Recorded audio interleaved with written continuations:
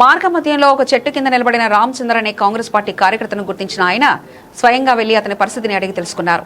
రామచంద్ర తన ఇద్దరు కుమారులకు స్కూల్ ఫీజులు చెల్లించలేకపోవడంతో ప్రైవేట్ స్కూల్ యాజమాన్యం పరీక్షలకు అనుమతించలేదని వివరించారు.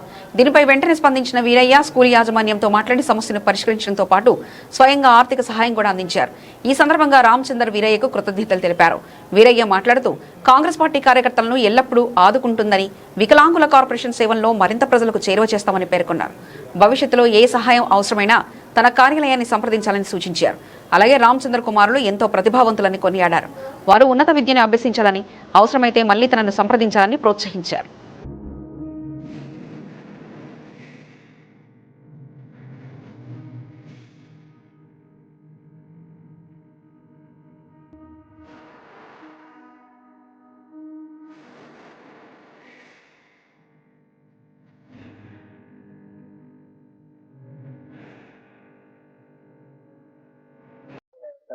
నేను ముఖ్యమైన వీరేం మాట్లాడుతున్నాను. State corporation chairman handicap department Telangana government లో ఈ తెలంగాణ రాష్ట్రంలో వికలాంగుల సంక్షేమం చూస్తుంటారు. ఇప్పుడు నాకు రామచంద్రు అని నాకు చాలా దగ్గర అనుచరుడు, మన కాంగ్రెస్ పార్టీ వ్యక్తి. ఇతను కాంగ్రెస్ పార్టీ ఎన్నికల్లో కూడా బండికి మొత్తం కాంగ్రెస్ పార్టీ సభ్యున్న అంత భక్తుడు కాంగ్రెస్ పార్టీ. అతని పిల్లలు ఇద్దరు ప్రణయ్యనే మన దగ్గర చదువుతా ఉన్నారు. మరి నేను ఎందుకు వాళ్ళు ఎగ్జామ్స్ రాయనియట్లేదు?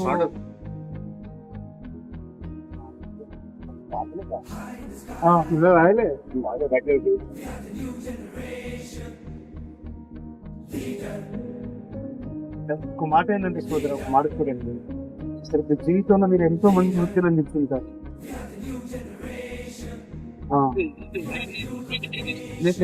నేను ఒక ఇప్పుడు ఒక మాట ఏంటంటే రామచంద్రుకి హ్యాండిక్యాప్ పరిచారు. నన్ను చెప్పండి హ్యాండిక్యాప్ పరిచారు. దాని ఒక హ్యాండిక్యాప్ పెళ్లి చేసుకోవడము, పిల్లలు కనడము, వాళ్ళు చదువుతడం అనేది ఈ సమాజంలో చాలా కష్టమైన విషయం బ్రదర్. అట్లాంటిది సరే నీ దగ్గర ఒక ఫీజు ఒప్పుకున్నాడు, ఆ ఫీజు కట్టలేకపోయింది, అది ఒప్పుకుందా? కాకపోతే ఏంటంటే మనం కూడా హ్యుమానిటీ కోణంలో మనం కూడా ఆలోచన చేయాలి. అతన్ని ఎగ్జామ్స్ వాళ్ళని ఆలోచించండి, ఏం ఇబ్బంది పెట్టకండి, దాన్ని ఏదో ఒకటి చేద్దాం. రేపు సరే ఇప్పుడు ఇతను ఎంత కట్టాలి ఫీజు నీకు? సరే ఫోన్ అంటే ఇప్పుడు 10,000 కట్టి ఇంకా 19,000 కట్టాలన్నా? అతను అంత కట్టలేడు కానీ ఒక మాట చూడండి. ఇప్పుడు అది కాదు కానీ ఒక పని చేయి, నేను వ్యక్తిగతంగా ఒక 10,000 పంపిస్తాను. ఇప్పుడు అతను కట్టడం నేను కడతాను. నేను ఒక 10,000 కడతాను, ఆ పిల్లలు ఇబ్బంది వల్ల. సరేనా?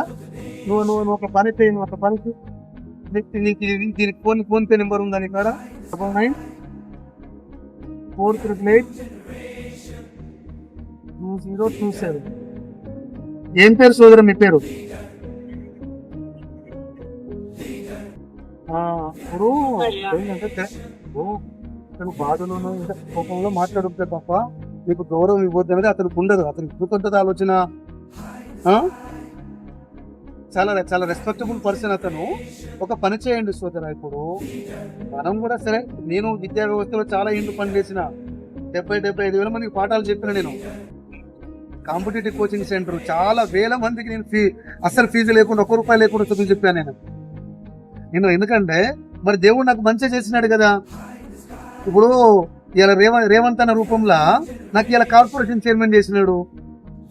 నేను ఇంకా 10,000 పే చేసిన బ్రదర్, నేను నా జీపీఐ నుంచి పే చేశాను. వాళ్ళని ఇబ్బంది పెట్టకండి, ఇక ఆ పిల్లల్ని కొంచెం చూసుకోండి. సరే చూసుకో, ఒక మాట చూడు వెంకట ఒక మాట చూడు. మనము చదువు చెప్పేవాళ్ళం, నేను కూడా చదువు చెప్పేవాడిని. ఒకడు ఫీజు ఉంటుంది, వానిక్కడ ఎక్కువ తీసుకోవచ్చు, ఒకడు లేడు, వానికి మనం సాయం చేస్తే మనకు దేవుడు సాయం చేస్తాడు. సరేనా?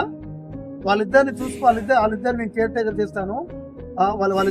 వాళ్ళిద్దరి విషయంలో ఏం కావాలని ఎప్పుడు కావాలని నాకు మాట్లాడు. సరేనా?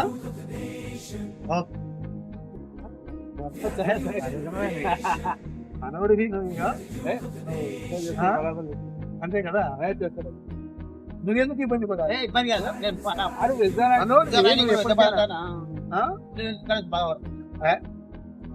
ఆ ప్రణయ్ వినయ్ ఇద్దరు చెప్పు మీ మామ ఫీజు కట్టిండ్రా ఇక బాగా చదువుకోమని చెప్పు వాళ్ళిద్దరు చదువు నువ్వు ఏల్చండి